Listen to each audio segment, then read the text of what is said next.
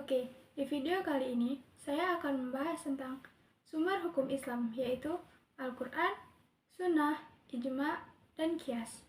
Yuk dengerin. Baiklah, pembahasan yang pertama adalah Al-Quran. Al-Quran adalah sumber hukum utama dalam Islam.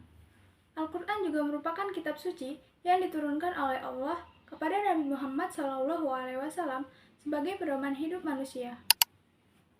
Di dalam Al-Quran terdapat berbagai aturan, mulai dari akidah, ibadah, serta hubungan antar manusia. Namun, tidak semua aturan dijelaskan secara rinci. Ada yang sudah jelas, ada juga yang masih umum, dan ada juga yang berupa petunjuk yang harus dipahami lebih dalam. Oleh karena itu, Al-Quran masih membutuhkan penjelasan tambahan dari Sunnah.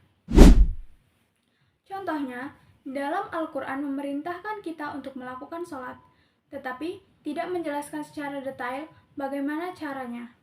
Maka dari itu, penjelasannya dilengkapi oleh Sunnah Nabi. Sunnah merupakan sumber hukum kedua setelah Al-Quran. Fungsi utama Sunnah adalah untuk menjelaskan dan melengkapi hukum yang ada dalam Al-Quran. Jadi, jika dalam Al-Quran masih ada hukum aturan yang belum dijelaskan secara rinci, maka Sunnah akan menjelaskannya secara detail. Contohnya, dalam Al-Quran memerintahkan untuk sholat, tetapi tidak menjelaskan bagaimana cara melaksanakannya. Maka, Sunnah akan menjelaskan secara detail bagaimana cara untuk melakukan sholat. Bentuk-bentuk Sunnah itu ada 3. Yang pertama adalah Sunnah Qauliyah atau perkataan. Dan yang kedua adalah Sunnah Fi'liyah atau perbuatan. Yang ketiga adalah Sunnah Takririyah atau persetujuan. Yang ketiga adalah Ijma. Ijma merupakan kesepakatan para ulama dalam menentukan hukum suatu masalah setelah wafatnya Nabi Muhammad SAW.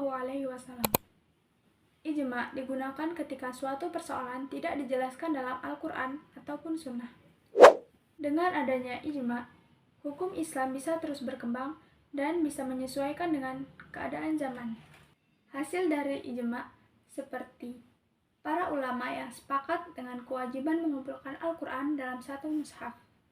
Qiyas adalah metode penetapan hukum dengan cara menyesuaikan suatu masalah baru dengan masalah yang sudah ada hukumnya dalam Al-Quran dan Sunnah. Persamaan ini dilakukan karena adanya kesamaan sebab atau alasan hukum. Contohnya, seperti narkoba yang diharamkan karena memiliki kesamaan dengan khamr. Keduanya memiliki kesamaan, yaitu sama-sama memabukkan dan membahayakan. Dapat disimpulkan bahwa Al-Quran, Sunnah, Ijma, dan Qiyas merupakan sumber hukum Islam yang saling melengkapi. Al-Quran menjadi dasar utama sebagai pedoman hidup, Sunnah sebagai penjelas, Ijma sebagai kesepakatan para ulama, dan Qiyas sebagai metode penetapan hukum pada persoalan baru. Dengan adanya 4 sumber hukum Islam ini, umat Islam dapat menjelaskan dan menjalankan ajaran agama Islam secara jelas. Mungkin sekian pembahasan yang dapat saya sampaikan.